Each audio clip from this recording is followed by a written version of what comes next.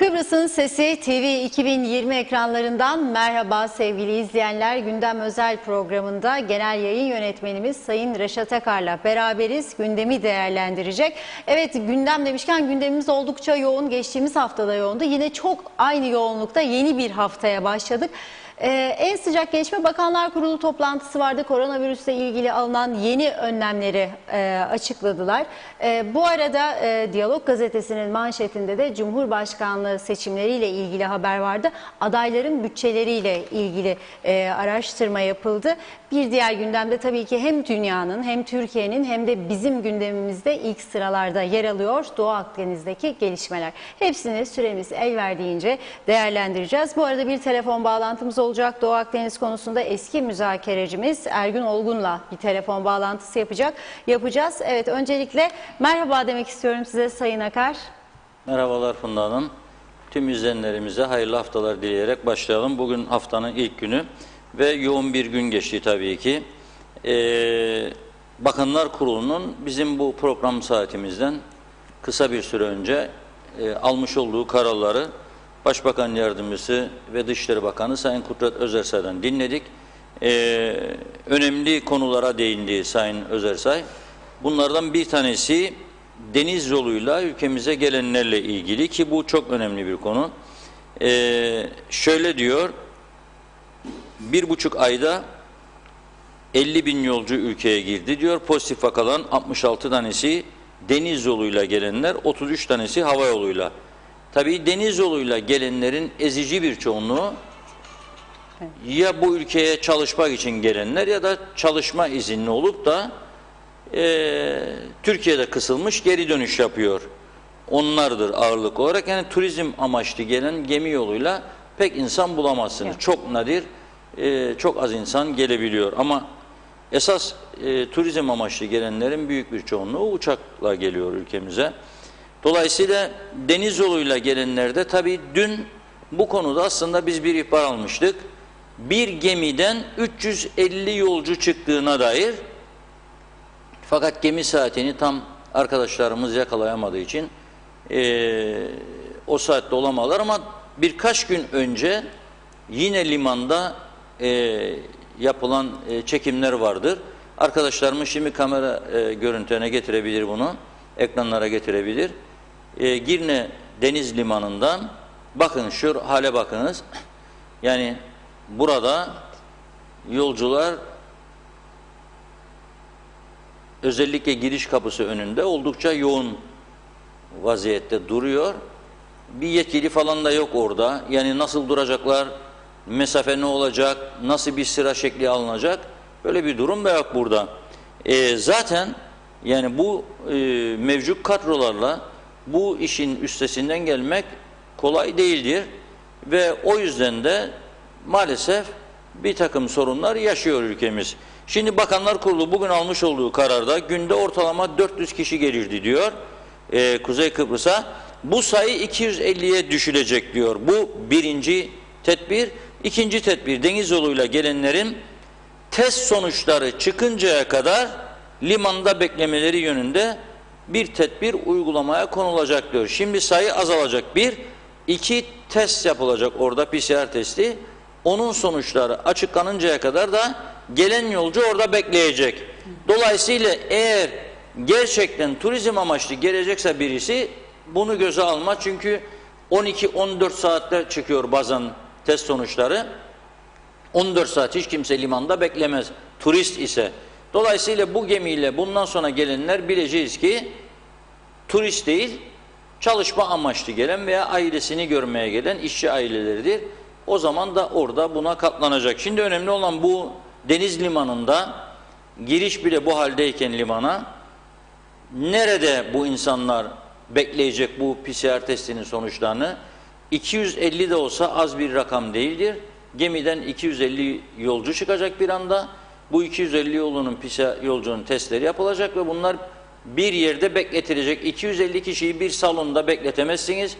Değişik değişik salonlar yapmak lazım, bekletmek lazım. Bunları aşmazdan önce bu yolcu trafiğini neden yapmadılar? 2,5 ay tamamen uyuduk. Turizmin bir gün başlaması gerektiğini, turizm olmazsa bu ülkenin ayakta duramayacağını, dolayısıyla önlem alınması gerektiğini hiç düşünmedik. Milletvekillerinden yardım istemediler. Yayınladık biz o günlerde Diyalog Gazetesi'nde röportajları. Hiçbir milletvekilinden yardım istenmedi. Düşünün siz, böylesi dünyanın en ağır bir krizini yaşıyor dünya. Ve bütün dünya önlem almaya çalışıyor. Önemli insanlardan yaralanıyor. Bizde personel eksikliği var. Buna rağmen, personel eksikliği olmasına rağmen bir veya iki kişinin uhdesine verildiği en ağır sorun. Ama bu taraftan aynı iktidar partisine mensup milletvekilleri, ki aralarında doktorlar da var, bunların hiçbirisinden yardım istenmedi. Ve bu süreç böyle geçti. Yazık oldu. 2,5-3 aylık süreç böyle geçti. Şimdi de açlık olacaktı tabii ki. Çıkacak pozitif vaka. Dünyanın her yerinde çıkıyor. Kapılar açılınca çıkıyor. Çıkacak da. Siz buna karşı önemli olan ne tür önlemler aldınız veya alıyorsunuzdur. Şimdi bugünkü bu kararı da ben biraz havada buldum. Bu insanlar nerede bekleyecek? Şimdi sorduk bugün. Yarın bir gemi gelecek mesela. Yarın bu gemi geldiği zaman bu 250 kişi nerede bekleyecek? Bu limanın içinde böyle bir salon var mı? Ben 2 kez gittim Taşucu'na buradan. Böyle bir salon görmedim. Nasıl gidecek bu insanlar? Nerede bekleyecekler? Yani bu mümkün değil. Büyük bir ihtimalle deniz kenarında bunları dışarıda sıralayacaklar, asker gibi. Orada bekleyecekler bavullarıyla beraber. 12 saat, 14 saatte orada güneşi var. Yarın havalar değişecek, soğuğu var, yağmur gelebilir. Nasıl olacak bu iş bilmiyorum. Bu sürede nasıl yapacaklar? Veya limanın çevresine geçici çadırlar kurabilirler. Her çadırın içine 6 kişi, 10 kişi büyüklüğüne göre koyabilirler. Hızlıca bunu yapmaları lazım. Bunu yapacak ekip var mıdır? Malzeme var mıdır? Seçim derdinde olan hükümetin üyeleri her gün sabah, öğlen, akşam değişik bölgeleri geziyorlar. Bakanlar Kurulu biter bitmez eminim ben, Başbakan da, yardımcısı da, bakanlar da bölgelere dağılmıştır.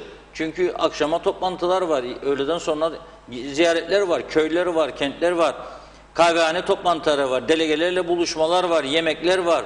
Bir yığın onların o organizasyonu var. 11 Ekim'e kadar böyle olacak bu süreç. Peki bu işleri kim yapacak, nasıl yapacak yani bilemiyorum.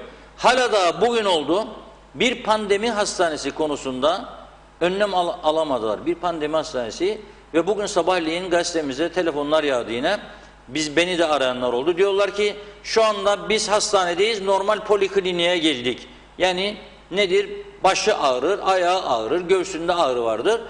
Normal bir doktor kontrolüne gidiyor. Geliniz burayı görünüz diye telefonlar geldi. Niye gelelim? Çok büyük bir yoğunluk var, sıkışıklık var, hastalar bekliyor, perişan, bakacak doktor yok, şudur budur. Sen çünkü hastaneyi hem pandemi hastanesi olarak kullanırsan hem de normal hastane olarak kullanırsan zaten bu hastanenin eskimiş olduğu, dökülmeye başladığı, birçok bölümünün yetersiz olduğu, cihazların yetersiz olduğu, personel sayısının yetersiz olduğu yıllardır söyleniyor. Özellikle son 2 yıldır çok konuştuk bunları. Sen bu tedbirleri almıyorsun ve bu tedbirleri almadan bir de bunu pandemi amaçlı kullanıyorsun. Korona amaçlı. Korona sayısı da arttı. Bak ne diyor? Evet, çift basamaklı rakamlara geldi. 66 tane deniz yolu, 33 tane de hava yolu diyor. Evet. 1,5 ayda, bu 45 günlük süre içerisinde 99 tane vaka var bu ülkede. 99 tane vaka varsa bu ülkede ve bir de yerel vardır tabii bunun üzerinden. O zaman senin bir pandemi hastanesine kesinlikle ihtiyacın var. Peki neresi pandemi hastanesi olacak? Düşünmekteymişler. Fuar alanını önerdik. Dedik ki hazır bir yer var burada. Binalar hazır. İçinde klimalar var, elektrik var, en mükemmelinden suyu var, her şeyi var. Bölüm yapacaksınız ve birkaç tane solunum cihazı ve diğer cihazları yerleştirip yatakları hemen olacak bu iş. Yani gitseler mesela atıyorum Mustafa Hacı deseler ki Mustafa Bey biz geldik sana 30 tane yatak ihtiyacımız var. Fuar alanı pandemi hastanesi yaptık. Eminim o anda olacak bu iş. O anda olacak. Mazhar Bey'e gitse Çayna Pazar'a hemen olacak. Yani adam 200-250 tane ortopedik özürlüğü için tekerlekli sandalye getiren insanlar böylesi bir durum için sana yardım eder. Yani bu 2 örnek ismi verdim. Daha örnek isimler çoğaltılabilir. Herkesin ismini saymak istemiyorum burada. Ama yapılabilir diyorum. Yani niyet varsa yardımlaşma anlayışıyla bunu yapmak mümkün. O da yok. Size bir otel önerildi. Afrodit Otel. Geliniz burayı kullanın dedi. İçinde yatakları var. klimaları var, banyosu var, tuvaleti var, duşu var, yüzme havuzu var, bahçesi var, restoranları var, barları var, her şeyi var içerisinde. Hayır, adam turistle gelse, eğer çıkabilir, bu doğaldır, pozitif vaka, bilmiyordu. Sen o adamı iyi şartlarda yaşatman lazım. Rum tarafının yaptığı gibi. Onlar ne diyor? Biz eğlencesini de koyacağız diyor. Adam eğer geldi pozitif çıktı. Bu izde vaka görüldü diyor. Biz onu pandemi hastanesinde veya değişik otellerde yatıracağız ve her akşam orada gösteriler de olacak. Yani sanki oteldeymiş gibi o havayı yaratacağız. Hastayım da ölüyorum falan, öyle bir şey yok. Sadece yatacak orada, kontrol altında olacak. Vaktinde ilacı verilecek. Tansiyonu ölçülecek, ateşi ölçülecek. Gerekli solunum cihazına ihtiyacı varsa bağlanacak. Ama eğlencesini de yapacak. Sanki tatilde başlamış ve devam ediyormuş gibi. Buna da cevap yok. Buna da düşünmekteymişler diye duydum. Ben öyle bir cevap vermişler. Düşünüyoruz, değerlendiriyoruz. Ya otel orada, al kullan. O da yok. Bu nereye benzer? Ayakkabının altı delindi, yağmur yağar, su giriyor içerisine. Birisi diyor ki kaç numara giyiyorsun? 42 numara. Ben de 42. Al ben sana sağlam ayakkabı vereyim. Vallahi teşekkür ederim ama bir kalsın ya bakalım diyorsun. O zaman da senin delik ayakkabının altından su girmeye devam edecek. Sonra soğuk algınlığı olacak. Zatürre olacaksın. Bunu mu isten? Zatürre olmayı istersen buyur ol. Şu anda bizi getirdikleri nokta bu. Tamam, güzel, önlem alıyorsun. Baktın ki vaka sayısı çoğalıyor. Ama bak Güney Kıbrıs'a nasıl direniyor? Bizden fazla vaka sayısı var ama direniyor. Sadece ne yaptı arada bir? Hiçbir kararı değişmedi. Ne yaptı? Bazı ülkeleri mesela adam B'ye aldı. Polonya gibi. Ayrı B yaptım sen dedi. Bazı ülkelere çifte PCR'ı getirdi bizim gibi. Bir gelirken yapacak, bir burada yapacak. O da güzel bir tedbir. Ama değişmedi. Durdurmadı.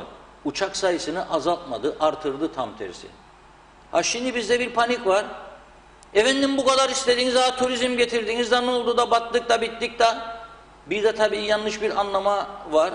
Mesela nedir yanlış anlama? Geçen hafta Maliye Bakanı dedi ki ya turizm dedi battı, otellerde turist yok, çöktü dedi. Eğitim sektörü dedi çöktü, kimse yok, öğrenci yok falan. Buna rağmen dedi devletin gelirlerinde dedi sadece biz Nisan-Mayıs'ta biraz düşüş yaşadık. Ama Haziran-Temmuz'da yükseldik, gene eski seviyeye geldik, ben de anlayamıyorum bu işi dedi. Halbuki Mayıs sonunda otelleri Haziran'da açacağı zaman 1 Haziran'da kazinolu otellerden imtiyaz ücretlerini topladılar, milyonlarca dolarlar geldi. Bunu hesaba katmıyor kimse. 2, pandemi sürecinde herkes evine ihtiyacından fazla malzeme aldı. Dolayısıyla daha çok mal ithalatı başladı. Kuru baklasından, fasulyesinden, şekerinden, pirincinden, alkollü içeceğinden her şeyine kadar insanlar evine stok yaptı. Biz de yaptık. Fazla fazla almadık mı? Herkes aldı. Benim annemin evinde bugün 10 paket şeker var, pirinç var, mercimek var. Ne? Ansızın eksiği saymış. Geçmiş yıllarda yaşadıkları o yokluklardan da korkuyor Kıbrıslı insanlar. Diyor ki ya deniz yolu kapanırsa, ya gelmezse, ya artarsa, ya Türkiye'de biterse şeker biz ne yaparız? Sınır kapıları da kapalı. Yüklendi insanlar. İthalat arttıkça senin topladığın vergiler de arttı. Stopaj alıyorsun, KDV alıyorsun, bir yıl vergi giriyor babam giriyor. Bunları da hesaba katmadın. Sanki yani insanlar böyle demeye başladı. Hani yavaşladınız turizmi siz daha bak. Yani demek ki bu turizm kapalı olduğu dönemde de bir faydası yoktu. Yani ne demek istiyor? Yani vazgeçelim turizmden, kapatın gitsin, eğitimi de kapatın, kimse gelmesin, bize dokunmasın diyorlar. Ve zannediyorlar o şekilde de insanlara korona bulaşmayacak. Mümkün değil bu. Senin kendi vatandaşını almayacak mısın ülkene? Yani şimdi adam Mart ayının başında veya Şubat ayında kalp ameliyatı için Türkiye'ye gitti veya beyin ameliyatı için veya başka bir amaçlı. Senin kendi vatandaşın, ailesi burada, çoluk çocuğu burada gitti, ameliyatı ne oldu? 3 ay kısıldı, uçak yoktu, gemi yoktu. Şimdi bu adam gelecek, gelmesin mi diyeceksin. Geldi, pozitif çıktı test sonucu. Atacak mısın ülkeden? Hayır. Ama ne yapacaksın? Tedbir alacaksın buna karşılık. Turizmde böyle bir şey. Turist geliyorsa ülkeye, bak çifte PCR dediğiniz Türkiye'den ilk bazı kesimler itiraz etti buna. Hayır, ben mesela hiç itiraz etmedim. Ama tabii adama da İngiltere'den gelenlere şimdi yaptıkları gibi 7 gün karantina dersen, geçen hafta çok sevdiğim bir arkadaşımız eşiyle çocuğuyla gitmiş Güney Kıbrıs'ta yaptı 2 hafta tatilini. Ama gönlü burada, ailesi burada, arkadaşları burada ama gelemedi çünkü sen ona 7 gün karantina dedin. Gelemedi. Bak o bir taraf, aynı adayı paylaşıyoruz. İki PCR'la bu işi kapattı. Bir İngiltere'de yapıyor, bir burada yapıyor. Tamam arkadaş, git oteline. PCR sonuçlarını ben sana göndereceğim. Eğer sende pozitif vaka çıkarsa o zaman seni kontrol altına alacağım. Ha, çıkmıyor mu vaka? Çıkıyor. Ama hiç olmazsa turizmde biraz canlılık başladı. Hiç olmazsa iflasları bir miktar, tamamını önleyemezler. Önledi. Bizde de bu 10 tane 12 tane uçak gelmekle günde buraya 10-12 uçaktan gelecek yolcu sayısı 10 uçaksa 150'den 1500. Ki Ankara'dan birisi geldi geçen gün, bir tanıdık, uçağın yarısından fazlası boştu dedi. Birisi İstanbul'dan geldi, yarıdan fazlası boş dedi. Neden? Çünkü hem uçak biletleri fazla, hem de Türkiye'de de mali sıkıntı var.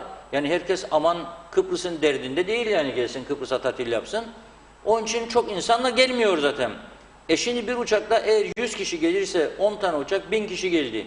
Bunun yarısı da vatandaş çıktı. Evi var, yurdu var, oraya gidecek. Veyahut da çalışma izinlidir. Geri kalan 500 tane turist 131 tane otele paylaştırılacak. Hangisi bunun içinden çıkacak? Bildiğim kadarıyla yarısı yaklaşık şu anda otellerin kapalı vaziyettedir. Olanlarda da %10'dur, 5'dir, 15'dir, 20'dir, hafta sonu bilemedin doluluk. Hala daha ciddi bir sıkıntı devam ediyor. Ama bu eğer 2 ay daha, 3 ay daha devam ederse bu durum, o zaman turizmin ve eğitim sektörünün ekonomiye vurduğu darbe ortaya çıkacak. Çünkü o zaman imtiyazları da ödemeyecekler. 10 milyon dolarlar da girmeyecek içeriye. Haziran ayında umutla insanlar otellerini açarken, çok iyi biliyorum, dinliyorum, herkesle konuşuyorum. Açarken büyük bir umutla, iyi olacak, işte herkes birbirine moral veriyor. Merak etme, düzelecek, işte bu da geçecek. İşte bu domuz gribi de olduydu, korktuyduk, şu oldu, bu oldu. Herkes stok yapmaya başladı oteline. 3 aylık buzdolabındaki tavukları yediremezdi herhalde yeni gelecek turistlere. Stokları boşalttı, döndü, yeni stoklar yaptı. Etini aldı, tavuğunu aldı, sütünü aldı, alkollü içeceklerini aldı. Maske dedin maske aldı, eldiven dedin eldiven aldı, hijyen, sıvı hijyen madde dedin aldı. Ne bileyim asansörlere şu olacak dedin yaptı, resepsiyonun önüne cepheler konacak dedi yaptı. Şu böyle olacak, bu böyle olacak, her şeyi yaptı. Plajlarda bugün maliyetine baksın bakalım, gidiyorsun sen bir yatak istiyorsun, üzerine örtü geliyor. Maliyettir, paradır. Havlular özel poşetlerin içinde gelecekmiş, özel poşetlerde geliyor. Bunlar maliyettir, masraftır. Bunun hiçbirini hesap etmiyorsun sen. Bunlar nereden alınıyor? Buradaki ithalatçıdan alınıyor veya buradaki üreticiden alınıyor. Bütün bu malzemeler. Şimdi adamlar doldurdu stoğu gene, ama turist gelmezse ve bu stoklar azalırsa, bu stoklar orada durursa başka mal almayacak demektir. Dolayısıyla sen bunun etkisini Aralık ayı, önümüzdeki yılın Ocak, Şubat aylarında ciddi bir şekilde hissedeceksin. Ha, yapılmasın mı, tedbir alınmasın mı? Evet, bak özellikle gemi yoluyla ilgili bu söylediği doğru. Dün ben de yadırgadım. 350 kişi bir gemide nasıl olacak ya dedim. Bu iş olmaz dedim. Nitekim 250'ye çekecek şimdi diyor. 400'müş hatta, bak bakanın açıklaması. Ve diyor bir de diyor limanda bekleyecek. Bu limanda bekletme kararını alırken dediğim gibi en önemli konu orada önlem alıp almamasıdır. Bir de bu konuyu şöyle tamamlayayım. Bugün tabii eğitim kısmına da geçeceğim ama evet. Yolcu ve turizmle ilgili bölümünü kapatmak için. Bir de bizde bir sosyal medya kahramanlığı vardır. Bazı kesimler, özellikle de kamu kesiminde çalışanlar ve kamudan emekli olup iyi üst düzeyde maaş çekenlerin bir kısmı, hepsi demiyorum, tümünü kastetmem, onları ayırıyorum. Ama bir kısmı özellikle de mevcut hükümete zarar vermek isteyenler, bazıları siyasi amaçlı, bazıları kıskançlık, bazıları başka düşünce, bilemiyorum. İyice hesaplamadan, düşünmeden, tahlil etmeden saldırıyorlar. Açtığınız havaalanlarda böyle, aynı turist geleceğiydi böyle, bundan olduk, bundan olduk. Bir de baktım, bugün dünya basınına girmişiz. Bu cumartesi gecesi eğlence yerindeki görüntüleri bir arkadaşlarımız getirsin. Hatta müzikli versin de görelim oraya bakalım. Evet, bu arada yorumlara da bakalım isterseniz. Tamam, izleyicilerimizden. bunu bir hemen izleyelim. Burasını izleyelim, hemen başlayalım yorumlara.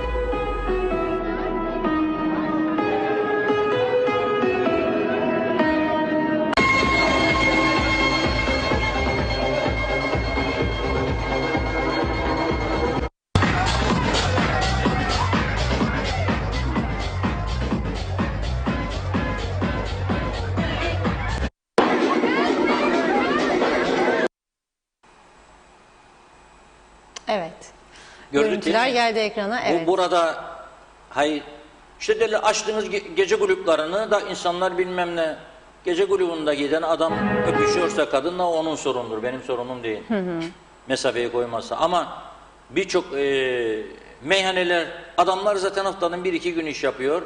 Bir yıl lokantamız meyhane kültürü bu Kıbrıs'ın özelliğidir. Rumların da öyle bizim de öyle.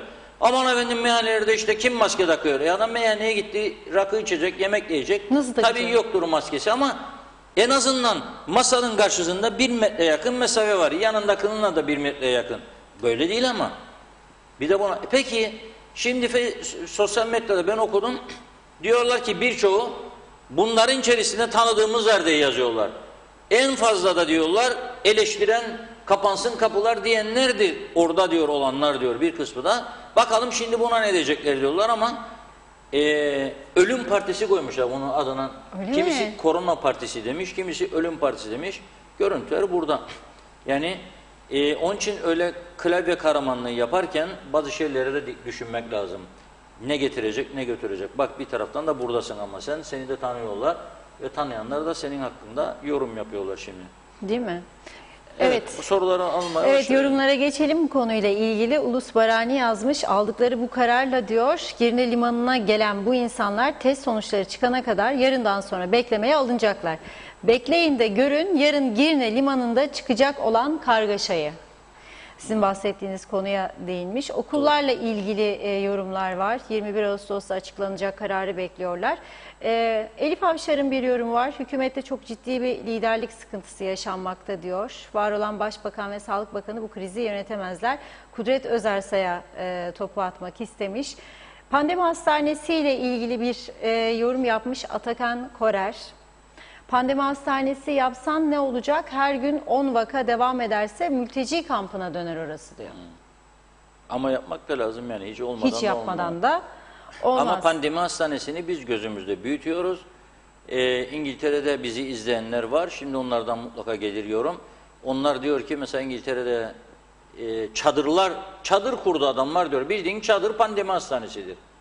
Yani biz herhalde çok zengin bir ülkede değiliz. Yani çare üretmek istersen çare vardır. Benim esas eleştirim yönetime karar almakta çok geç kalmış olmalarıdır. Yani bu ülke küçüktür. Bu ülkede pozitif vaka sayısı çok azdı. Yok denecek kadar azdı. Gene yeterli tedbirleri alarak bunu minimum düzeyde tutabilirsiniz. Şu anda da rakamlar aslında başka ülkelerin özellikle güneyle kıyasladığımızda korkunç değildir. Evet. Ama neden daha vaktinde tedbir almayalım? Yani adam Güney Kıbrıs'ta 140 kişilik bir pandemi hastanesi yapmış. Ayrıca da diyor ki benim elimde diyor 500 tane de yatak var. Otellerle anlaşma yaptım, bazı otellerle.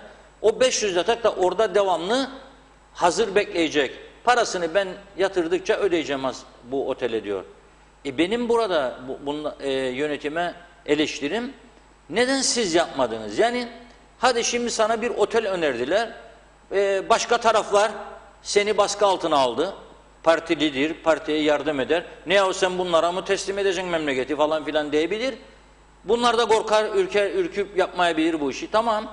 Ben sana başından beri daha bu öneri olmazdan önce bir vatandaş olarak ve bu ülkeyi tanıyan biri olarak ve biraz da teşhis koyabilecek bir durumda olduğumu düşünerek sana fuar alanını önerdim. Boş duruyor, atıl bir alan, dev bir yer orada duruyor. Niye kullanmıyorsun bunu? Bak İngiltere'de, Amerika'da birçok ülkede çadırlarda yapıyorlar bu işi. Sen ne yapabilirsin? Sen niye yapmadın bu işi? Başka bir şey söyleyeyim. Bu fuar alanını geçici bir süre bölümlere ayırıp mesela normal günlük poliklinik muayenelerini, poliklinik hastalarını burada kabul edebilirler. Özel bölümler yaparak Doktor Burhan Nalbandoğlu'na diye gelir burada görev yapar. Kliması var, suyu var, elektriği var, her şeyi var. Masasını, sandalyesini koyarsın. Doktorun ihtiyaç duyduğu tansiyon aletidir, şudur, polikliniktir bu geldiği zaman poliklinik. Zaten adama ne yapıyor? Gözüne bakıyor, ağzına bakıyor. İleri tetkik isterse yazıyor raporunu. Kalp bölümüne aktarıyor, beyin cerrahisine aktarıyor, çocuk cerrahisine aktarıyor, bir yere gönderiyor. Bu sadece bir muayene yeridir. Nasıl bir Avrupa'da gidiyorsun mahalle doktoru, GP dedikleri general practitioner, oraya gidiyorsun. GP seni görüyor. GP'nin evinde, kliniğinde görüyor seni. Çoğu zaman gittiğin bazı doktorlar evinin bir kısmını şey yapmış. Muayene yapmış, orada görüyor seni. Ne var? Ona da tedbir yok, çare yok. Nasıl ya? Sen hiçbir tedbir almıyorsan o zaman tabii ki vatandaş ürker. Liman konusu da öyle. Aldın bu kararı şimdi. Biz bilirdik bunun, böyle herkes biliyordu. Mutlaka çıkacağını bir şey. Adam Türkiye'den geliyor. Türkiye'de her gün 1200-1300 vaka var. Bilinen. Sen dolayısıyla özellikle gemi yolu, adamlar üst üste de geliyor.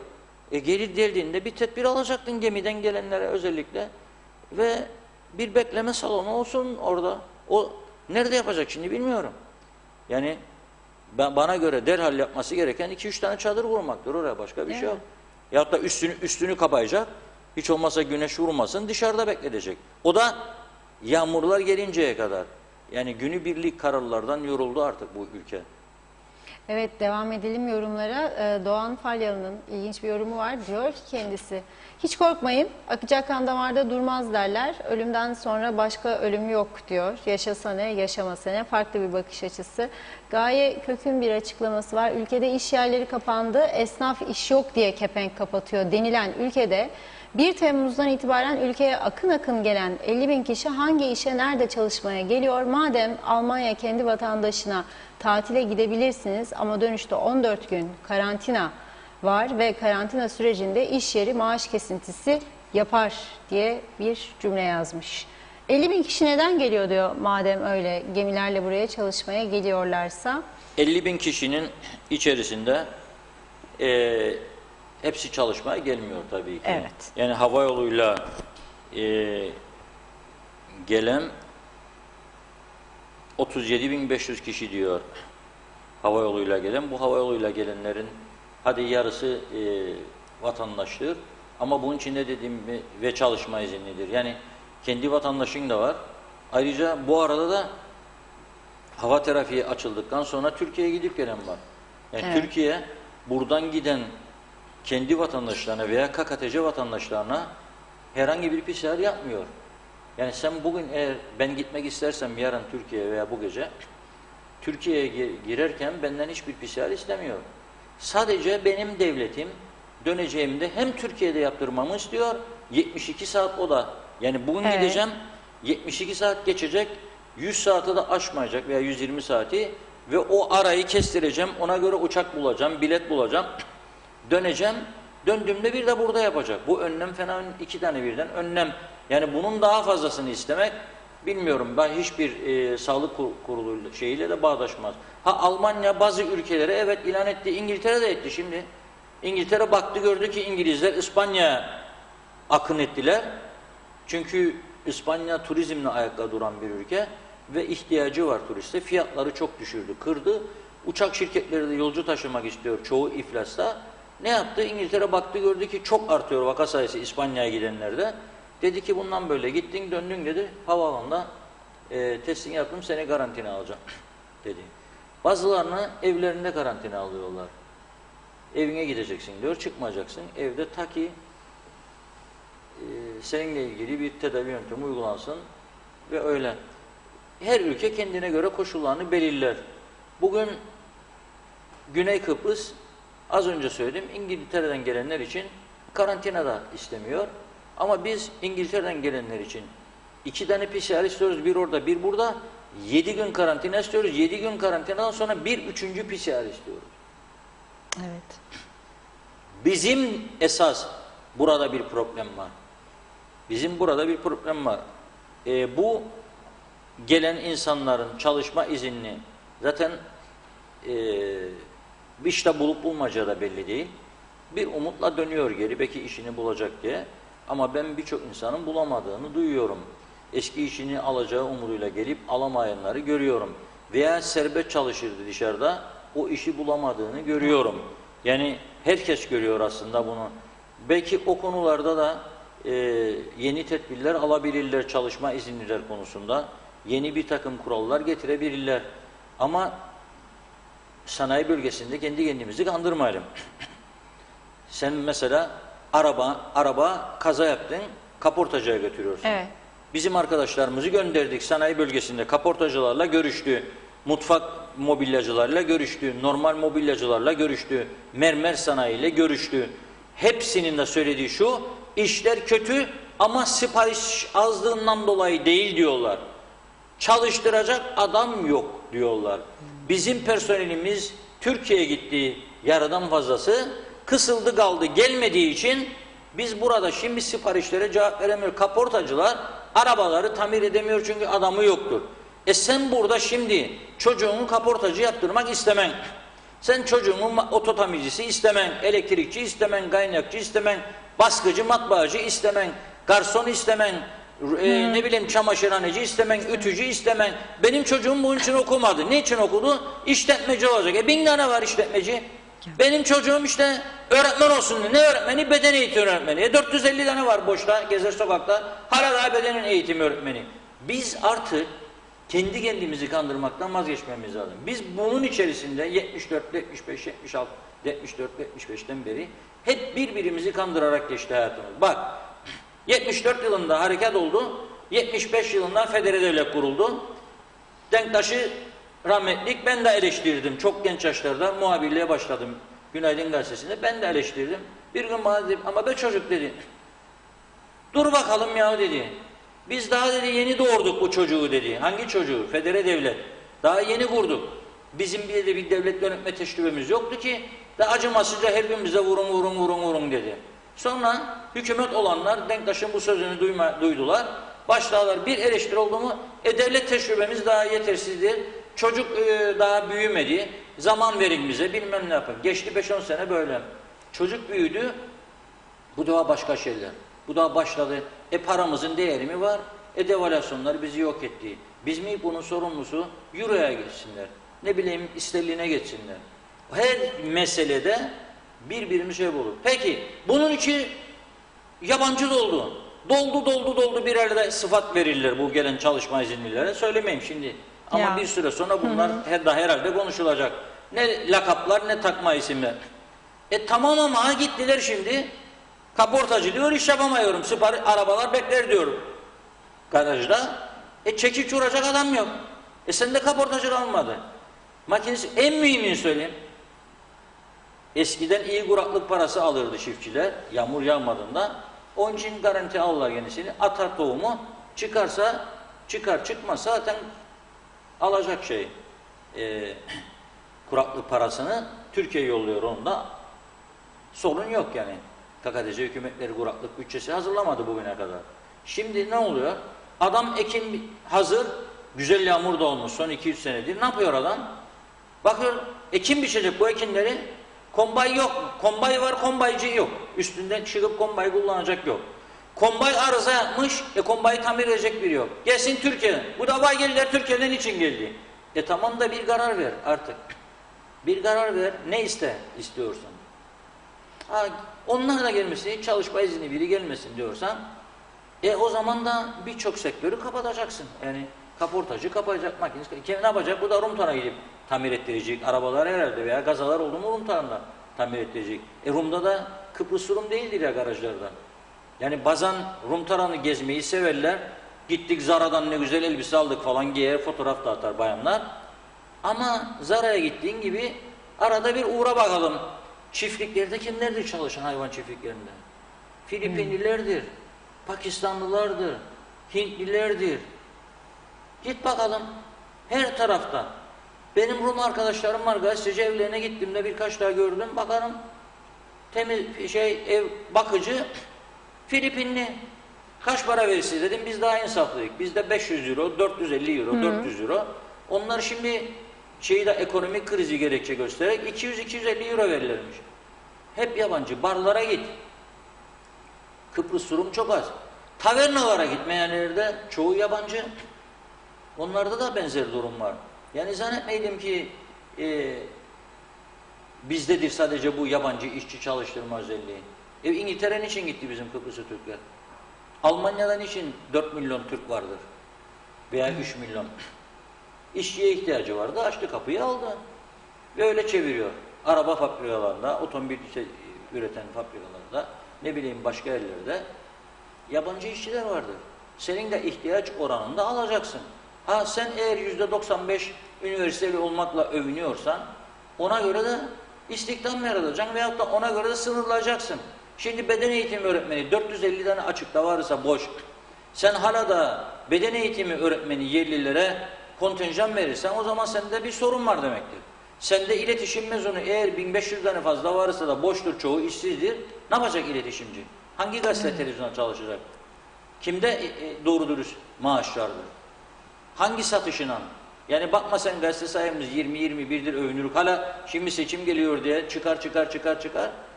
Tirajlar bak 5 ile 70-80-100 arasındadır ezici bir çoğunluğunun. Nedir? Ama sabahtan devlet televizyonu okurmuş diye ön sayfasını biz onun için çıkarıklar bazıları. Çünkü siyaset amaçlıdır. Bir partiye destek olacak ya birilerine destek olacak diye çıkarır.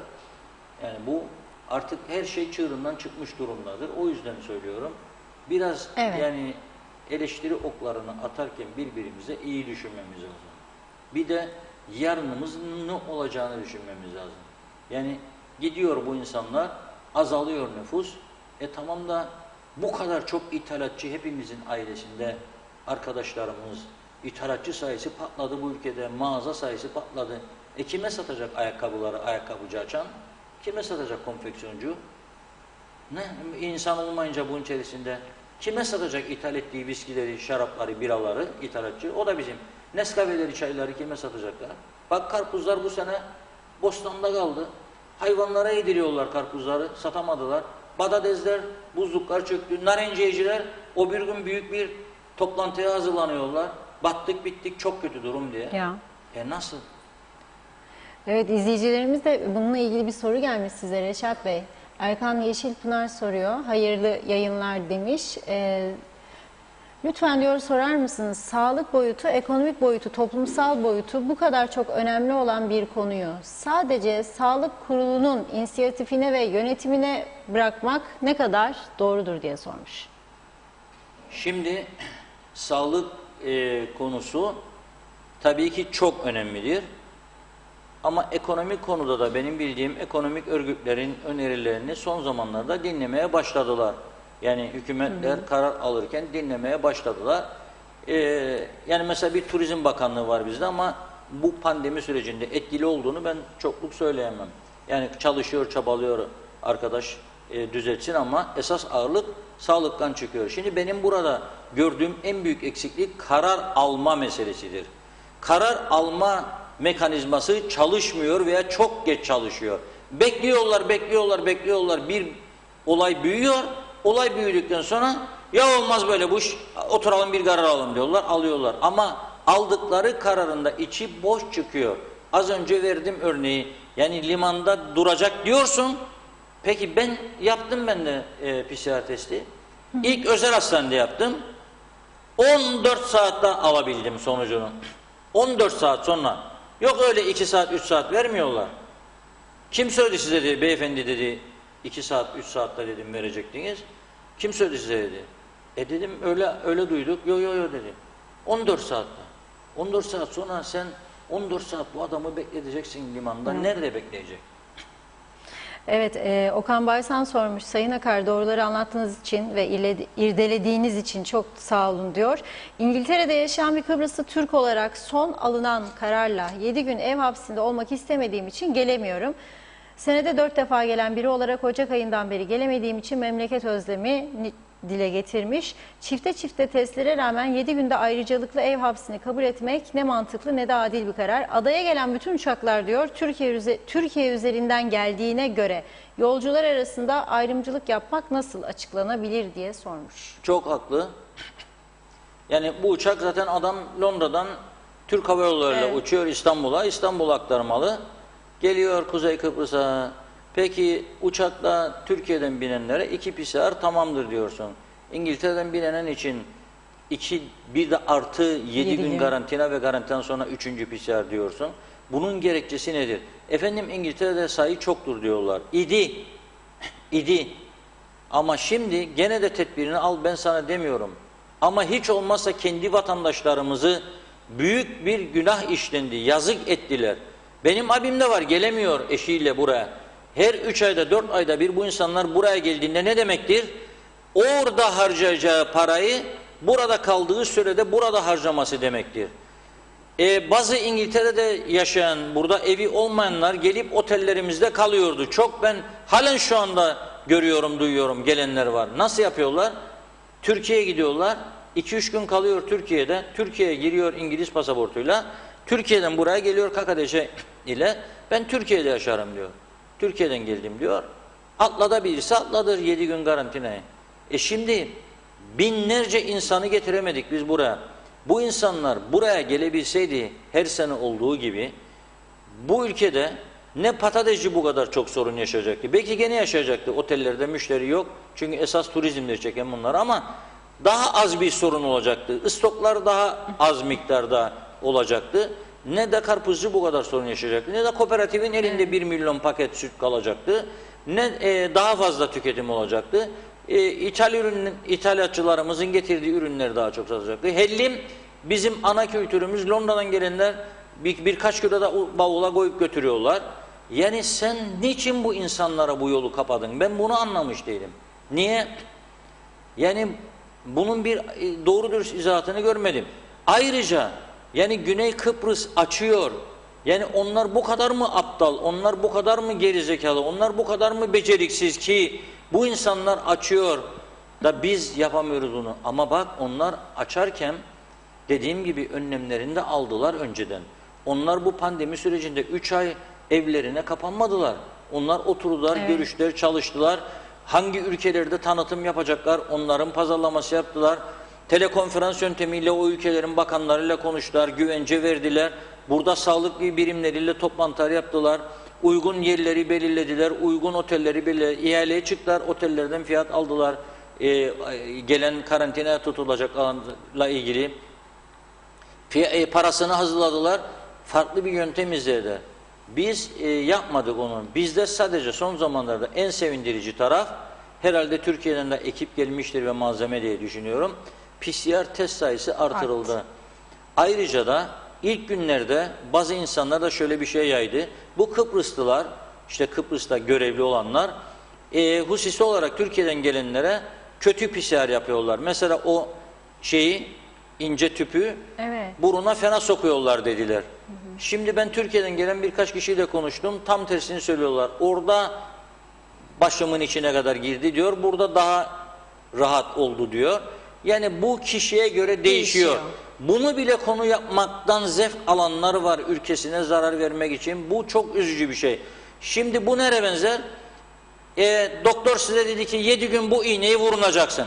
Tamam mı? Sen 7 gün nerede yapacaksın bunu? Baktın gördün iğneci var, tanıdığın hemşire var. Dersin ki sana gelebilir miyim, bana bu iğneyi yapasın? Gidersin. Veyahut hastaneye, özel hastaneye gidersin. Özel hastanedeki doktor, hemşire bir gün Ayşe Hanım'dır. O Ayşe Hanım'ın eli çok iyi, hiç ağrımadım dersin. Ertesi gün gittin Fatma Hanım'dır. Fatma'nın bir basar iğneyi sana havaya atılır. Aman aman, Fatma'nın eli ağırdır. Bu aynı şey. Kan tahliline gidersin. Mehmet Bey'e gittin, damarından kanı çok daha rahatlıkla aldı, hiç sezmedin bile. O bir tarafa Hüda Bey'e gidersin, Hüda Bey patlatabilir daha. Der ki bu olmadı der, öteki kolunu uzat der. Hepimiz yaşamıyor muyuz bunları? Hepimiz yaşıyoruz. Ama hiç bunları kimse düşünmeden, efendim işte bak gördün mü bu Kıbrıslar Türkiye'ler istemez. Bir de bu var. Anti KKTC propagandası. Bu da yalan. Bazı insanların konuşacak bir şeyi yoktur konusu. Ve bir problem yaratmak için veya iki tarafı çatıştırmak için bir şeyler atıyor ortaya. Bu da çok tehlikeli. Bu da kültürsüzlüğün bir sonucudur. Bu da ne bileyim yani çıkarcılığın bir sonucudur. Bu kadar mı bozuldu bizim ülkemiz diye ben düşündüğüme üzülüyorum. Ya ne yapıyorsun be kardeşim sen bunu? Ne amaçlıyorsun? Kim söyledi sana bunu? İşte benim bir arkadaşım geldi. Hadi bakalım. Arkadaşın bir defa PCR yaptırdı. Türkiye'deki daha hafif geldi. Buraya geldi. Daha şey geldi. Benim bir arkadaşım var. Dün bana fotoğrafını çekti gönderdi. Durur WhatsApp'ta. 7. PCR'ı yaptım diyor. O diyor ben diyor Rum'tana giderim arkadaş diyor. 2 gün 3 gün giderim gelirim. Yeni PCR ister Rum. Bizim bir tane yeterlidir. Rum tarafı her 3 günde bir istiyor. Ben diyor o tarafa alıştım giderim diyor. Çünkü rahatsızım burada diyor. Park yok, yeşillik yok. Ben ne kadar göreceğim bu toprakları, betonları falan filan.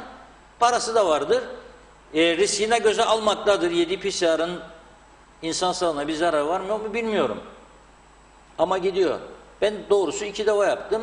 3.'ye ara verdim yani. Sağlık nedeniyle birinde ailemden birisini doktora götürmek için yaptım. 2.'yi de gerçekten gezmek için yaptım. Bu arkadaşımla gittim.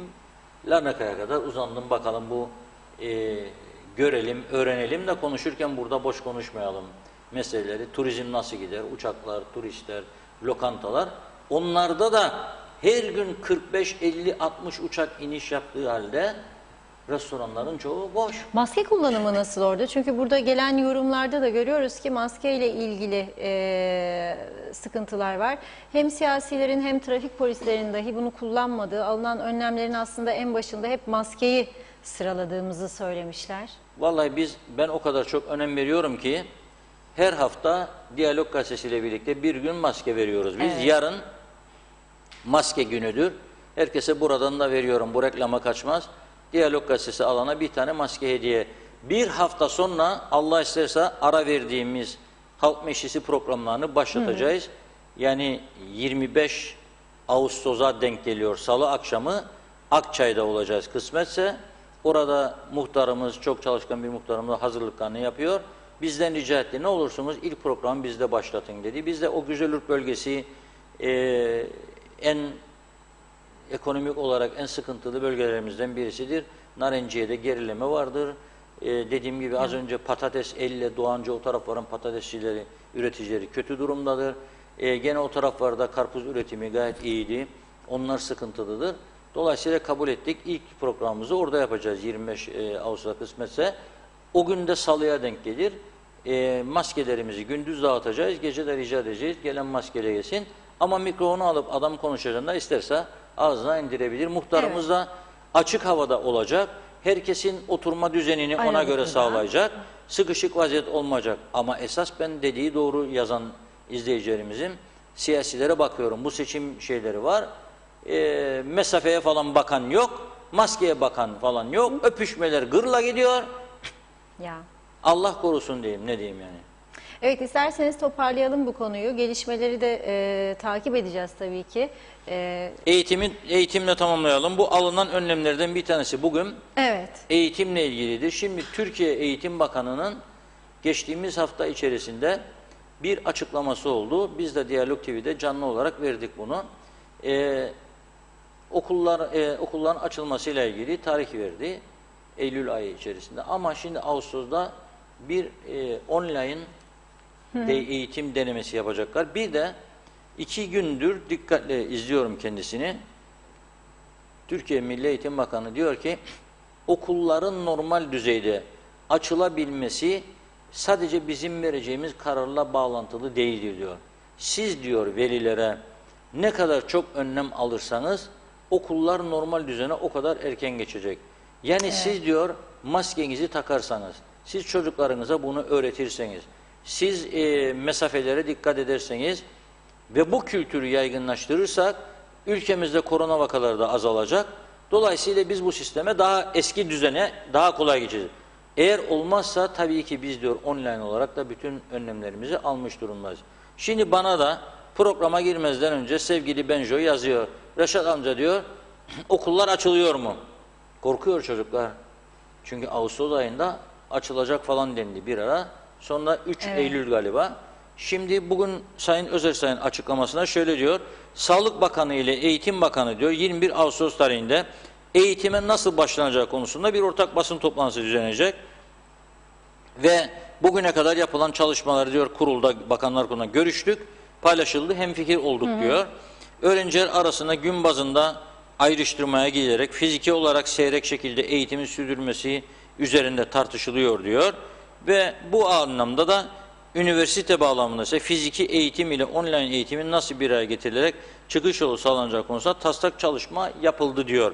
Şimdi üzücü gerçek şudur, okullarımız zaten bizim okullarımız normal düzeyinde bile sağlıklı değildi.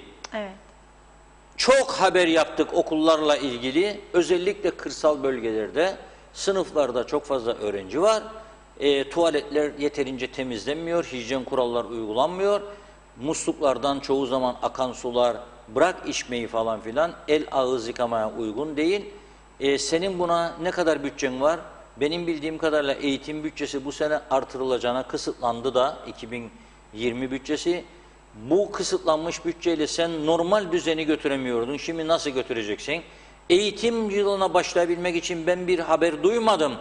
Varsa açıklasınlar, duymadım. Yani hükümet olağanüstü bakanlar kurulu toplantısında eğitim normal düzeye dönebilmesi için şu kadar milyon lira ek bir bütçe hazırladı ve kabul etti bunu. Meclise götürdü. Ek bir bütçe sunduk. Böyle bir şey görmedim. Bu ek bütçeler hazırlanmadan, bu okullarda yeterli önlemler alınmadan sınıfların, çünkü 30 kişiyi bir sınıfa koyamayacaksın çocukları. Rum tarafı, bak gene söyleyeceğim, adamları göklere çıkarmak için söylemiyorum, üzülüyorum, tam tersi. Adamlar geçmiş yılı kaybetmeme adına Haziran'ın ayının sonlarında açtılar okulları, ama gördük fotoğrafları, videoları izledim bizzat. Fotoğraflarını da yayınladık gazetemizde. 8 kişi koydular bir sınıfa. Böldüler sınıfları, dediler ki 2 gruba ayırıyorum, A ve B grubu. A grubu pazartesi, salı, C grubu çarşamba, perşembe, cuma dediler mesela. Ertesi hafta döndü, diğeri 3 gün, diğeri 2 gün. Ve geri kalan günleri online olarak götürdüler. Ama bu sınıflarda bu imkanlar vardı, insanların yapabildiler bunu. Bizde zaten sınıflarda sıkıntı vardı. Ha, bu yıl bir avantaj şu olabilir. Buradan çok sayıda çalışma izinli insan gittiği için Türkiye'ye, okullarda eğitim görecek olanların sayısı mutlaka azalmış olacaktır. Bunun bir planlamasının yapılması lazım. Çağrı yapmak lazım ailelere. Falan tarihe kadar başvuru kabul ediyoruz. Belki senin beklentin okullarda eğitim görecek olan 1000 kişidir ama müracaat gelecek 600 kişi. Ona göre sınıfların planlamasını tekrar yapacaksın ve göreceksin hakikaten bir sınıfta 10 kişiyi yerleştirerek eğitim yapabilecek misin normal düzeyde? Yoksa yine rakam yüksek mi çıkıyor? Sen 25 kişi, en az 22 kişi mi koymak zorunda kalacaksın? 22-25 kişi koyarsan o hijyen kuralları sağlayamazsın. Bu çocukların aileleri zaten göndermeyecek çocuklarını. Evet, ben bundan eminim. Göndermeyecek. Okumasın diyecek. O zaman da bugüne kadar övündüğümüz eğitim oranımız yüksek diye böbürlendiğimiz nokta tam baş aşağı dönecek. Zaten eğitimde kalite baş aşağıdır. Övünüyoruz. Çok yüksek bir eğitim düzeyimiz var ama kalite ve başarı oranı yerlerde sürünüyor. Eğitimin kalitesini artırmayı konuşacağımız bugünlerde şimdi okul açılacak mı açılmayacak mı? Sen almadın önlemlerini. Ben bugüne kadar duymadım. Arada belki toplantılarda konuşuyorlar da icraat yok. Çünkü önlem alabilmesi için geçici sınıfların yapılması lazım. Prefabrik sınıfların yapılması lazım. Mesela biz burada aşağı yukarı 6 kişi sığacak büyüklükte bir otopark yeri için bir teklif istedik geçtiğimiz günlerde. Ve adama şunu sorduk. Kaç günde yaparsın kardeşim dedik. 3 günde getiri kurarım dedi. Tamam, yani bu bir şirketten bir yer için. Ona göre çok şirket vardır. Prefabrik geçici şeyler yaptırabilirsin. Ama bunun için bütçeye ihtiyacın var. Okullarda hijyen maddelerinin fazla olması lazım. Şimdi bak, kontrolsüzlük yüzünden ne oldu? Ben eskiden gittim, mesela bu pandemiden sonra gittiğimde bir yemek yemeye diyeyim. Menajer arkadaşlarım gücenmesin. Görürdüm, vardı hijyen, pompayı basardım, ellerimi silerdim. Şimdi gittiğim yok. Ne oldu? Durdu. Adam diyor zaten kaç para kazanırma vereceğim. Olmaz. Kaç para kazanırsan kazan, vereceksin bunu. Ama denetleyecek bir mekanizma yok. Zaten personeli yok. Bak, Sosyal Sigortalar Dairesi'nin önünde Cuma günkü sıkışıklığı koyduk. Getir arkadaş bakayım ekrana, görelim bugünkünde. Bugün gitti arkadaşlarımız gene. Nasıl olacak ya? Biz para vermeye gelenlere bu işkenceyi çektirirken eğitimde nasıl düzen sağlayacak veyahut da limanlarda nasıl düzen sağlayacak? Yani biz bugün bize para vermeye gelenlere bak işkence çektiriyoruz. Sıraya bak, gidiyor adam sabahtan 8'de oraya numara çekiyormuş. Hangi çağdayık ya? Hangi yüzyıldayık ya bu? 6 saat, 8 saat bekliyor orada. Yatırıma gelmiş, prim yatıracağım diyor. Kimisi de zavallı, o 1500'ü alacak diye gidiyor. Hala almadılar. Bu olacak iş değil. Yazık günah, yaşlılar var, hastalar var bunların içerisinde. Bunun tedbirini alamıyorsun. Sen o yüzden yani bizim bütün sıkıntımız plansızlık, programsızlık ve bir de bunun üstüne bu seçim işi vurdu ya. Evet, değil Hükümetin mi? başkanı da aday ya. Yani var mı ya dünyada böyle bir şey? Cumhurbaşkanı gene aday, başbakan aday. Evet. Ve başkanlık sistemine geçmeyi istemeyen insanlar bunlar. Geçmemekte direnen insanlar. Niçin? Bizim parlamenter sistemimiz daha demokratik. O zaman parlamenter sistemi yönet.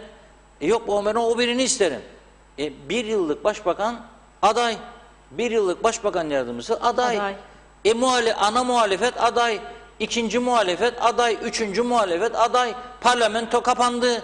Ne bekleyeceğim? Nasıl olacak bu düzeni? Nasıl alacaklar bana? Yani bu bilmiyorum, her zaman söylerim, bir falcı var Maosa'da, ona gitseniz falcı Elmaziyan'ın bak falına bu Kuzey Kıbrıs'ın ne diyecek bilmem, Abdülaziz'e git sor bak şeyine, astroloji profesörü olarak Kıbrıs'ın kartına dediğimde o da çıkamaz bu işin içinden. Veyahut da şunu söyleyecek, bana görünmemin kardeşim de bana soran diyecek. Değil mi? İsterseniz bir diğer konu başlığımıza geçelim. Sonrasında da Doğu Akdeniz'deki gelişmelere değineceğiz. Süremiz kısıtlı. Kısıtlı, evet. Evet, mitinglerle ilgili bir açıklama var. Sağlık açısından, risk teşkil edeceği açısından Cumhurbaşkanlığı adayları miting yapmayacaklar. Şimdi, bütçeleri de kısıtlıymış. Çok doğru. Şimdi benim Diyalog gazetesinin, Diyalog eski adıyla Diyalog TV, TV 2020'nin özelliklerini anlatmama gerek yok. Çünkü bizi okuyanlar, bizi izleyenler biliyorlar. ne kadar ciddi çalıştığımızı, ne kadar haberin kutsallığına önem verdiğimizi, araştırmacı olduğumuzu, toplumu aydınlatma için çalışıp çırpındığımızı biliyorlar. Şimdi gene Diyalog sadece bir fark yaparak bugün Diyalog gazetesi çok güzel bir konuyla manşetini yayınladı. Üst başlıkta koyduk. Cumhurbaşkanı seçimine 2 aydan az bir süre kala Diyalog sordu. Adaylardan sadece 2 tanesi bütçesini açıkladı. Bir de miting yok başlığı koyduk. Evet. Ulaşabildiği muhabirimizin, daha doğrusu cevap alabildiği. Mesela Tuğhan Bey konuşmak istemedi. Evet. Ne bunun şimdi ona yani tamam devrimcisin, solcusun, halkçısın falan da yani halkçı adaylar bütçesini açıklamaz mı veya bilmez mi? Yani parti başkanısın. Yani nasıl ben şimdi Diyalog Medya'nın bütçesini bilmem, soracaklar bana böyle saçma sapan soru olur mu diyeceğim. Yani muhabirimizi bir terslemediği kaldı benim duyduğum. Ben böyle sorulara cevap vermem demiş. Niçin? Yani niçin? Niçin?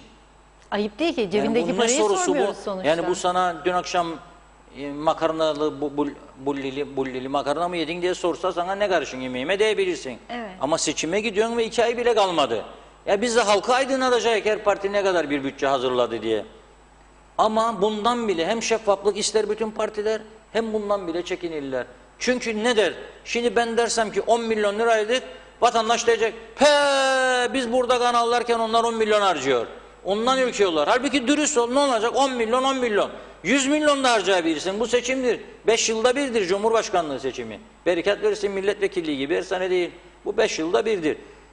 O konuşmak istemedi. Ersin Bey hala bilmezmiş. Bu seçim olacaktı pandemi olmasaydı. Nasıl yaptıydınız da bütçeyi açıklandı da gazetede. Evet. Şimdi ne oldu? O da bilmez. Çalışıyor arkadaşlar diyor. Seçime 2 ay kalmadı ha.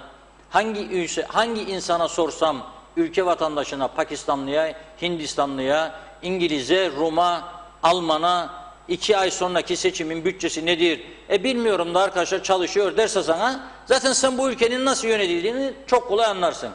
Kendi parti bütçesini bilmiyorsa seçim bütçesini demek ki bir ülke iktidarda olduğunda nasıl yönetiyor? Neyin bütçesinden yönetiyor? Hangi akıllından? Biraz önce söylediğim nasıl eğitime hangi parayla tedbir alıyorsun? Parasız tedbir mümkün değil. Bir de sıvı aletler alacaksın. Hijyen tuvaletler temizlenecek, edecek. Sayısını artırmak zorundasın. Hademe sayısını.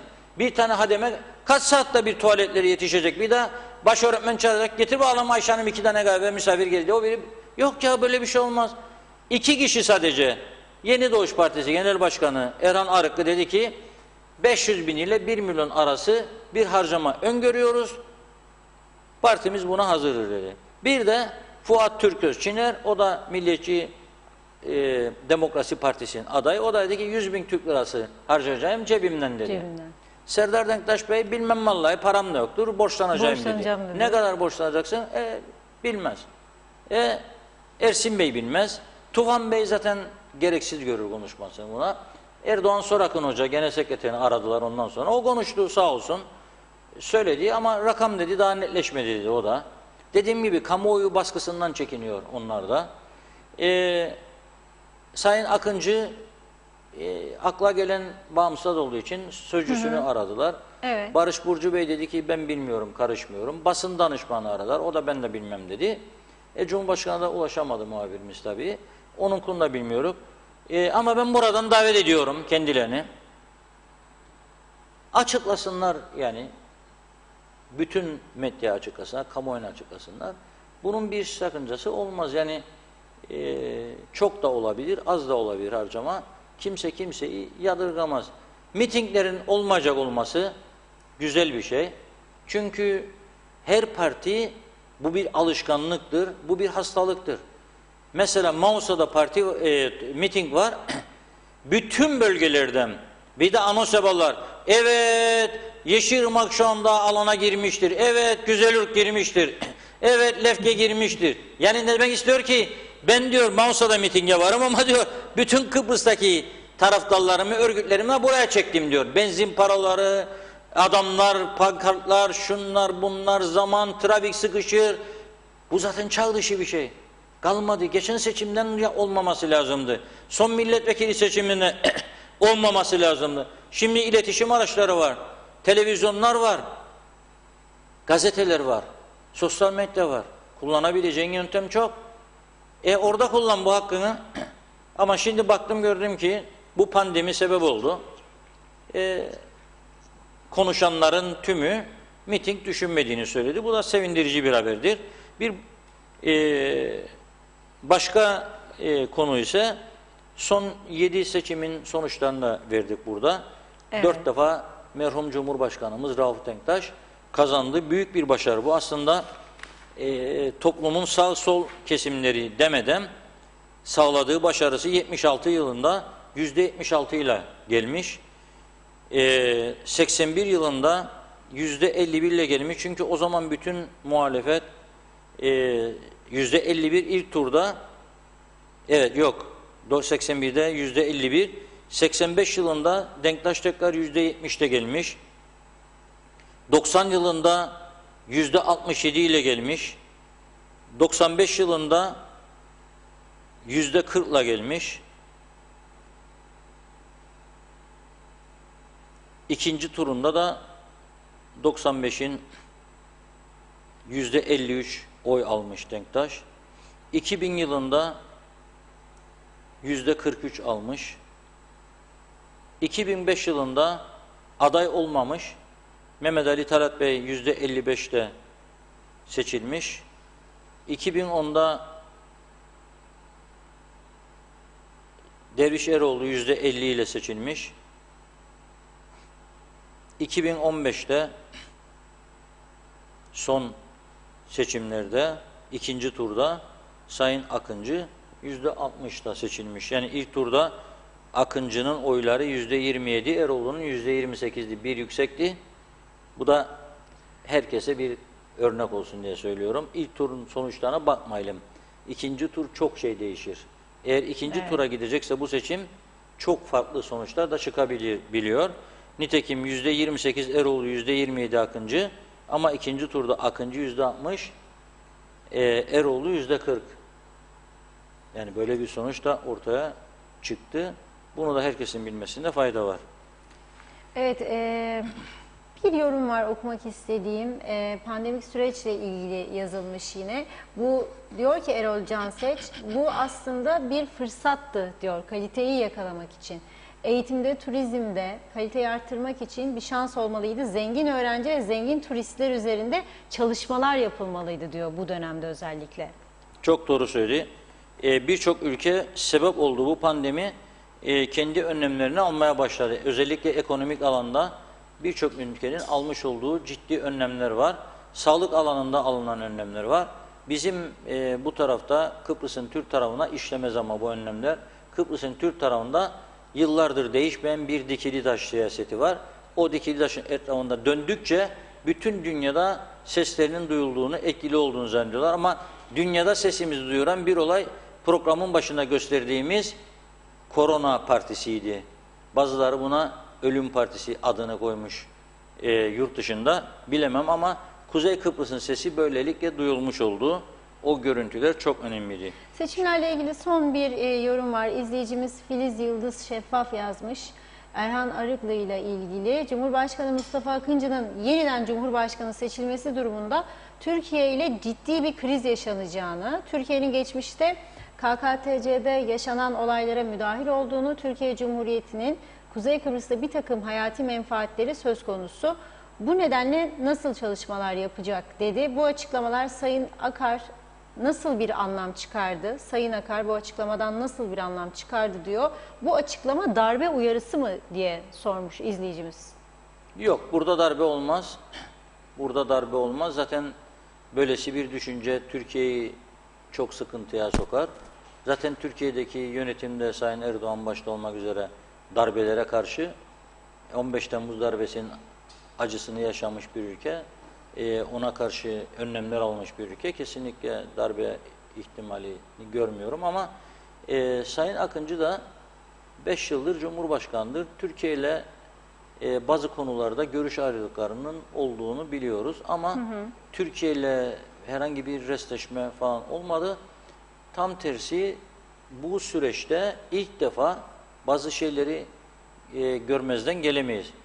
Kıran Montana'da ilk defa Türkiye Dışişleri Bakanı ile beraber yürüttü süreci. Eskiden Denktaş Bey gittiğinde yanında Türkiye Dışişleri Bakanı yoktu.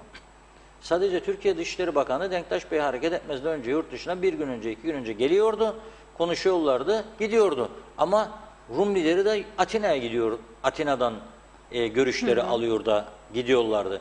Yani bu bir gerçektir. İki taraf da ana vatansız hareket edemez. Ne Rumlar Yunanistan'la danışma içinde olmadan hareket edebilir, ne Kuzey Kıbrıs hareket edebilir. Bunu da bazı açıklamalarında Sayın Akıncı değinmişti zaten.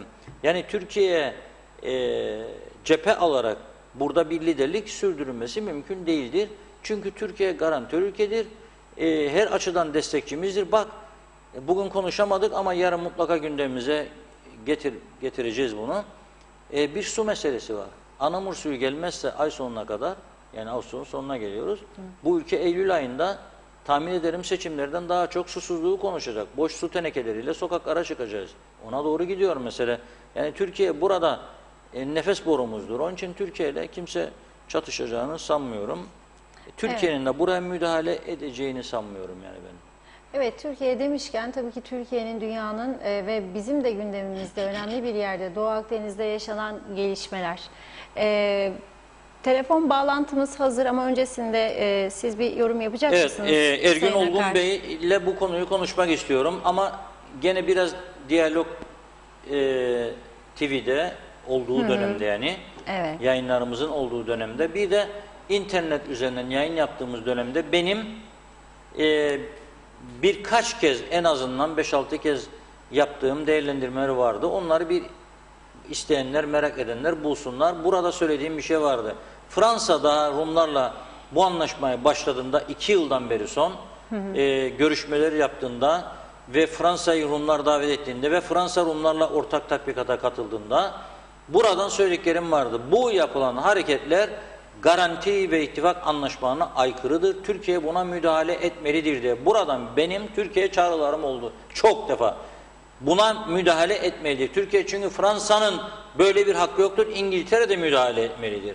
Ne münasebet sen benim ülkemin garantörü değilsin, buraya askeri yığınak yapıyorsun ve Datlısu'da üstelik Türk arazileri üzerinde inşa edilmiş deniz üstünde ve yine Türk arazisi üzerinde inşa edilmiş Baf Havaalanı'nda hava üstünde senin uçakların ve gemilerin konuşlandırılacak. Böyle bir şey olamaz. Sayın Fuat Oktay'ın dünkü tepkisi son derece yerindedir. Dedi ki sen garantör ülke değilsin. Senin ne işin var Kıbrıs'ta? Ergün Olgun Bey'in bu konudaki değerlendirmeleri de önemlidir. Hattımızdaysa konuşalım. Evet, Ben buradayım. Merhaba, selamlar Reşat Bey. Merhabalar Ergün Bey. Deneyimli bir kişi olarak müzakerelerde de bulunduğumuz çok zaman. Merhum Cumhurbaşkanımızın müsteşarlığını yaptınız. Bu Doğu Akdeniz'deki son gelişmeler çok konuşuluyor. Sağda solda Türkiye televizyonlarında mutlaka izliyorsunuzdur. Evet. Ama çok kısaca Doğu Akdeniz verelim de esas bu Fransa meselesine gelmek istiyorum. Sayın Fuat Oktay'ın değerlendirmesi var. Siz ne diyorsunuz? Şimdi çok özet olarak birkaç şey söyleyeceğim. Ondan sonra da kuruluş anlaşması. 3 tane anlaşmayla ilgili olarak bu üç anlaşmaya aykırı bir davranıştır. Ona da geleceğim. Yalnız birinci şunu söylemek istiyorum. Şu anda karşı karşıya olduğumuz Kıbrıs sorununda Rum tarafı değil sadece. Öyle görmüyor resmi. Şu anda karşı karşıya olduğumuz 1820'lerden kaynaklanan megali ideadır. Ve bunun yansımalarını Kıbrıs'ta gördüğümüz gibi Ege'de görüyoruz ve Doğu Akdeniz'de görüyoruz. Bu Ege'den Doğu Akdeniz'e kadar olan ve Kıbrıs'a kadar olan alanı Yunanistan Kıbrıs'la birleştirerek Helenizmin yayılmacı emellerini gerçekleştirme mücadelesi içerisindedir. Dolayısıyla biz bir ideolojiyle karşı karşıyayız. Bu ideolojiyle Kıbrıs Türk'ünün tek başına mücadele etmesi mümkün değildir. Karşımızdaki bir ulusal da meseledir. Yani Rum tarafının Yunanistan'la götürdüğü bir ulusal meseledir. Kıbrıs Türk tarafının bunu ancak Türkiye'de götürmesi halinde denetlemesi mümkündür. Dolayısıyla bizim için de bir ulusal meseledir. Meseleye bu pencereden bakmanın doğru olacağını düşünüyorum. Evet. Bunu söyledikten sonra kuruluş anlaşması, yani 3 anlaşmadan bahsettim. Kuruluş anlaşmasının madde 3'üne göre Kıbrıs'ta herhangi bir şekilde Kıbrıs'ın ortak savunması ve askeri işleriyle ilgili olarak İngiltere, Türkiye ve Yunanistan'ın dayanışma ve işbirliği içerisinde olacağına dair bir sarih madde var. Yani burada yapılan yani Kıbrıs'ın ne İngiltere'nin ne Yunanistan'ın Kıbrıs Türk tarafı ya daha doğrusu Türkiye'de istişare etmeden, çünkü muhatap burada Türkiye'dir, istişare etmeden böyle bir hareket içerisine girmesi kuruluş anlaşmalarına aykırıdır. Ki kuruluş anlaşmaları altında İngiliz üsleri de kurulmuştur. Yani bunda İngiltere'nin de söyleyecek bir söz olması gerekir Türkiye yanında. Yani evet. Bir bu var. İkincisi ittifak anlaşmasıdır. İttifak anlaşmasının 1. maddesi de ortak savunmada istişare, yani Kıbrıs'ın ortak savunmasında istişare ve işbirliği mekanizması öngörür. Buna da aykırıdır yapılan hareket. Ve aynı şekilde tabii ki garanti anlaşmaları var. Garanti anlaşmalarında da biliyorsunuz 1960 Anayasası altında kurulan düzenin korunmasıyla ilgili olarak Türkiye, Yunanistan ve İngiltere'ye garantörler olarak verilen sorumluluklar var. Dolayısıyla yani kısaca bu 3 anlaşmaya aykırıdır.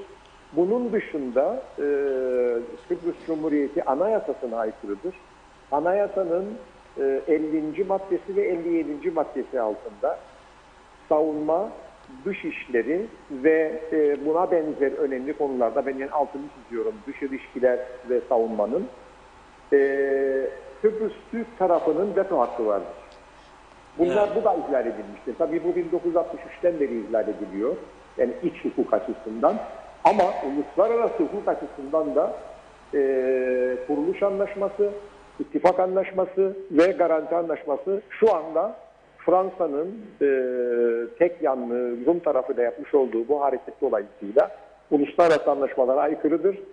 Kıbrıs KKTC hükümetinin Türkiye hükümeti gibi bu konuda çok sert çıkışlar yapması lazımdır. Yani Türkiye'yi sadece bu konuda tek başına bırakmamak lazımdır. Bizim de çok sert açıklamalar yapmamız. Aynı şeyi sormak istiyordum size. Yani bugüne kadar Kıbrıs Türk tarafının bu sessizliğini neye bağlıyorsunuz? Biz çok tepkisiz kaldık. Düşünün, bu notumda var, yani önüme aldım. Daha bugün bizde ekonomik örgütler platformu bir açıklama yaptı da kınıyor Doğu Akdeniz'deki gelişmeler. Biz ne olduk böyle, yani bizi beklemediğimiz bir zenginlik mi böyle sessizliğe itti? Umursamaz bir toplum olduk. Hiçbir şey umurumuzda değil. Yani yukarıda füzeler geçse başımızdan, başımızı kaldırıp görmeyeceğiz, konuşmayacağız. Ne oluyor? Yani neden böyle olduk biz? Yani çok kaba bir tabir kullanacağım. Biraz deve kuşuluk var. Başımızı kumun içerisine soktuk. Sadece kendi iç böyle politikanın küçük meseleleriyle ilgileniyoruz. Büyük resmi göremiyoruz. Esasında şu anda Kıbrıs'ta izlenen Rum tarafıyla ilişkiler ve önümüzdeki dönemdeki işte ne bileyim ben çözüm şekliyle ilgili olarak takip edilen politika ve federasyon tek seçenektir sözcüğü biraz önce size çizdiğim büyük resim içerisine oturmuyor. Yani Rum tarafının biraz önce bahsettiğim Kıbrıs'taki arayışı, ki bugüne kadar bir anlaşma olmamasının sebebidir, Kıbrıs'ta yetki ve refah paylaşımı değildir. Onlar Kıbrıs'a ve Doğu Akdeniz'e hakim olmaya çalışıyorlar.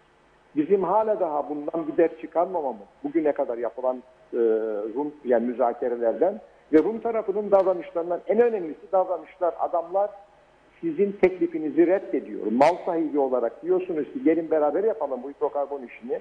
Reddediliyor ve sizi aşağılıyor. Bu benim yetkimdir diyor. Dolayısıyla karşı karşıya olduğumuz tehdit belli. Buna rağmen hala bir hayal içerisinde ve biraz da saflık içerisinde. Rum tarafıyla biz ortaklık kur. Adam reddediyor kardeşim sizi. Lütfen başınızın çaresine bakın ya. Yani bu kadar yani kusura bakmayın yani böyle biraz şey konuşuyorum. Saflık olarak görüyorum bunu. Ve bir de büyük resmi görmemek olarak görüyorum. Değişimi görmemek olarak görüyorum. Değişimi görmeyen ve buna ayak uyduramayan hiçbir toplumun veya halkın ileriye gitmesi mümkün değil. Evet. Yani muhakkak o olaylar gelip onu bastırır ve neticede altında kalır. Dolayısıyla yani bizim siyasetçilerimize düşen çok ciddi bir görev var. Lütfen bu küçük işlerin peşinde koşmayı bırakıp büyük resmin içerisinde Türkiye ile birlikte büyük resmin değerlendirmesini yapın. Ortak bir politika üretsinler ya. Bu memleketin kalkınması, hayat kalitesinin iyileştirilmesi bizim öncelikli hedefimiz olması lazım. İyi yönetişim öncelikli hedefimiz olması lazım. Yani ümit bağlayıp da Rum tarafıyla anlaşma yapacağız diye bir endeksleme içerisine girip Kıbrıs Türk'ünü seneleri mahkum ettik. Evet, çok doğru. Peki Ergün Bey çok teşekkür ediyoruz değerlendirmeleriniz için. Bu çok konuları önümüzdeki günlerde daha sık konuşacağız çünkü gündem gittikçe buraya doğru yöneliyor.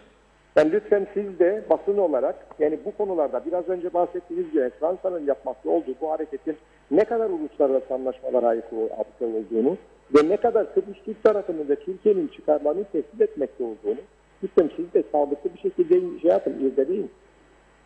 Ki yapıyorsun. Evet. Yani yapıyorsun. Evet. Peki. Teşekkür ediyoruz. Kolay gelsin. Sağ olun. Sağ olun. İyi günler. Evet. Çok teşekkür ediyoruz Ergün Bey'e değerli yorumları için. Neler söyleyeceksiniz Sayın Akar? Şimdi Ergün Bey tabii Kıbrıs Anlaşmağı'na değindi. 1960 Kıbrıs Cumhuriyeti Anlaşmağı'nı, anayasasını falan çok iyi bilen birisidir. Yıllarca müzakerelerde uğraştı. Kıbrıs konusunda biraz daha hassas olmamızın zamanı geldi. Dikkat ediyorum, gazeteye Kıbrıs konusunu büyüttüğün zaman gazete satışları düşer. Televizyon programına Kıbrıs'a girdiğin zaman izlenirlik düşer. İnsanların Kıbrıs konusuna karşı ilgisi çok aşağılara düştü. Halbuki bugünkü durum bir sene önceki gibi değildir ama. Crans Montana'daki süreç gibi de değildir. Çok daha farklıdır ve çok daha ciddidir. Evet. O günlerde Fransa'nın savaş gemileri, uçakları burada değildi. O günlerde Fransa'nın savaş uçakları ve İsrail'in savaş helikopterleri gelip Rum Milli Muhafız Ordusu'nun helikopterlerinde katıldığı, gemilerinde, savaş gemilerine katıldığı tatbikatları yapmıyordu. Bunlar sana bir mesajlar veriyor, bir şeyler oluyor bölgede. Uyan ey Kıbrıs Türk'ü, sen de sesini çıkar, bak dikkat et, ciddi gelişmeleri vardır. Sadece Türkiye'ye bırakma bu işi, Türkiye'nin tepkisine. Çünkü bak Kıbrıs Türkler memnundur diyecekler sonra. Senin geleceğindir, benim geleceğimdir, çocukların geleceğidir. Bunları düşünerek hareket etmeyiz.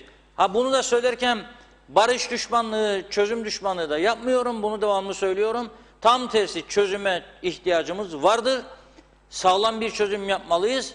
Ama teslim olarak haklarımızı vererek değil. Konuştuğum birçok insan mesela bazıları şeydir.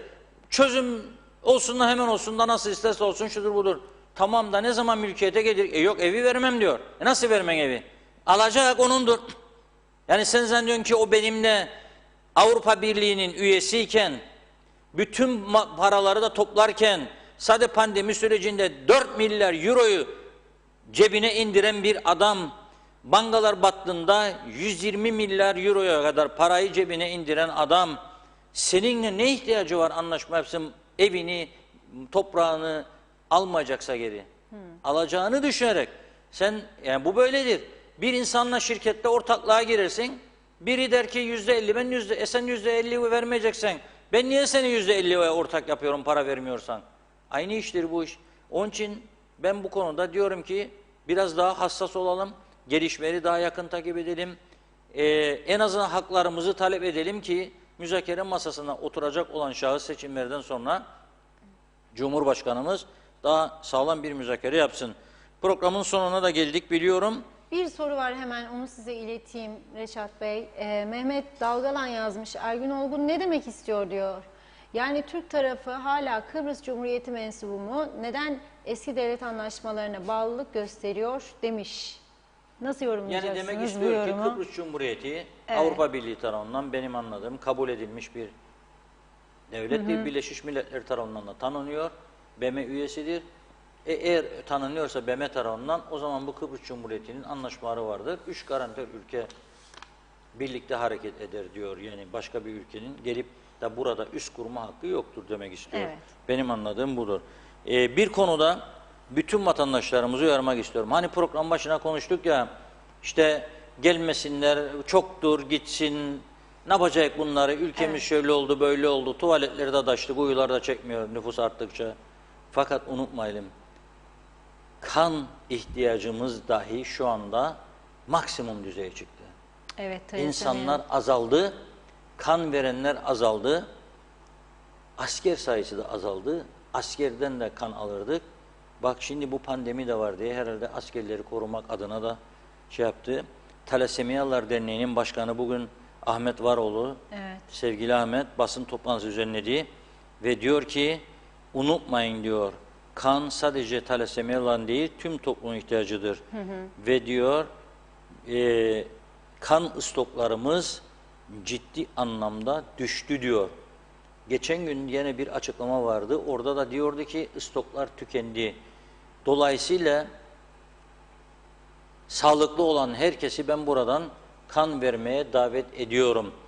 Bazı büyük işletmeler özellikle örgütlesin çalışanlarını ve yardımcı olalım. Çünkü dayanışmanın en çok gerekli olduğu bir süreçten geçiyoruz. Evet, çok şükür hala da iyi lüks arabaları kullanıyoruz. Benzin parası vardır, buluyoruz, koyuyoruz, ediyoruz ama bir taraftan da ciddi gerilemeler vardır. Gelir düzeylerinde toplumun bir kısmı da gerçekten çok ciddi sıkıntı içine düşmektedir. Kan stoklarımız da tükeniyor. Bir süre sonra kimden kan isteyeceğiz? Yani herhalde gidip de barış gücü askerlerinden değil ya da Anastasyadis'ten bize kan gönder. Yani kendi ihtiyaçlarımızı gidermek için madem ki daha çok kendi kendimizi yönetmek, daha iyi bir demokratik sisteme kavuşmak istiyoruz, bu tür ihtiyaçlarımızı da görmezden gelemeyiz. Yani her türlü soruna kendimiz çözüm bulmak zorundayız. Bu kan verme meselesi böyledir. Talasemiyalıları ihtiyaçlı duruma düşürmeyelim ve diğer kişileri tabii ihtiyaçlı duruma düşürmeyelim. Bazı büyük kurumlar, kuruluşlar bunu yapabilirler. Belediyeler başta yapabilir. 28 belediyemiz var. Çalışanları hiç olmazsa aç susuz değil. Hemen hemen hepsi, bir ikisi hariç maaşları gününde ödüyor. Onlar yapabilirler. Devletin önemli kuruluşları vardır. Senfoni orkestrası var, tiyatrolar var, devlet tiyatrosu, belediye tiyatroları var. Ne bileyim örgütler var, büyük sendikalar var, DEVİŞ var, Kıtamız var, KıTÖSK var, KıTÖÖS var. Bunlar da toplasınlar örgütlerini. Sadece eylem, daha çok para be devlet ver be bize, yoktur moktur grev eylem falan değil, sadece biraz da toplumsal meselelerde kendimizi göstermemiz lazım. Zamanıdır. Biz de alkışlayalım buradan, bravo diyelim.